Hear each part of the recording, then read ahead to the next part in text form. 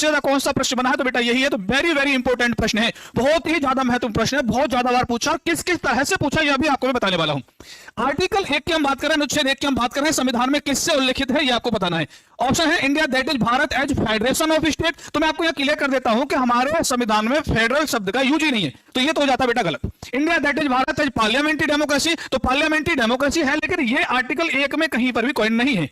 India that is Bharat shall be A union of state, ये एकदम सही है, ये एकदम सही है। तो आर्टिकल 1 आपका क्या कहता है, India that is Bharat shall be A union of state. प्रश्न इस तरह से भी बना हुआ है कि यूनियन ऑफ स्टेट कहां मेंशन है, तो आर्टिकल 1 में मेंशन है। आर्टिकल 1 क्या कहता है, India that is Bharat shall be A union of state, shall be A union of state. इस तरह से सवाल बनते हैं।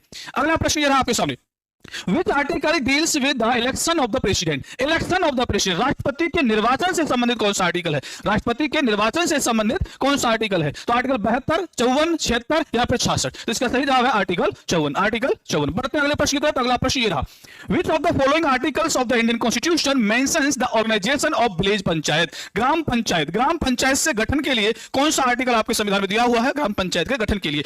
ऑप्शन आप जानते हैं, बहुत आसान प्रश्न है और बहुत ज्यादा बार पूछा गया प्रश्न है। आर्टिकल 40, आर्टिकल 40 में आपको ग्राम पंचायतों के गठन के बारे में बता रखा। एक ही वीडियो में वन शॉट में सारे वो मोस्ट इंपोर्टेंट आर्टिकल्स कवर करा दूंगा। आपको सिर्फ करना क्या है, चैनल को सब्सक्राइब कर लेना, वीडियो को शेयर करना मत भूलना। बेटा अगला प्रश्न ये रहा आपके सामने, Which of the following articles of the Indian Constitution cannot be suspended even during an emergency declared on grounds of war and external aggression? युद्ध और बाह्य आक्रमण के कारण घोषित आपातकाल में भी कौन से वो अनुच्छेद हैं जो निलंबित नहीं किए जा सकते।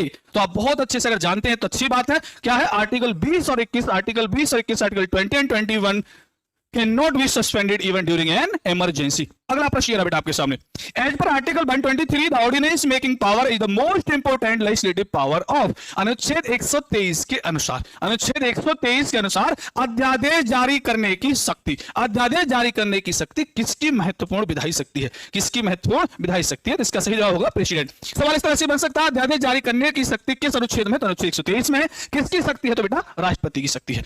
अगला प्रश्न ये रहा, Which article mentions the Comptroller and Auditor General of India? Bharat के नियंत्रक एवं महालेखा परीक्षक का किस आर्टिकल से संबंध है। तो बेटा इसका सही जवाब है आर्टिकल 148 में कह रखा है कि एक आपके कैग होगा, यानी कंट्रोलर एंड ऑडिटर जनरल होगा। अगला प्रश्न, प्रश्न number 10, Which article has a similar provision to that of article 32 deals with writ jurisdiction? अनुच्छेद 32 के समान रिट क्षेत्राधिकार से संबंधित कौन सा अनुच्छेद है। जैसे आर्टिकल 32 काम करता है वैसे कौन सा अनुच्छेद काम करता है, ये आपसे पूछा है। तो इसका सही जवाब बेटा आर्टिकल 226। 32 के तहत हम जब फंडामेंटल राइट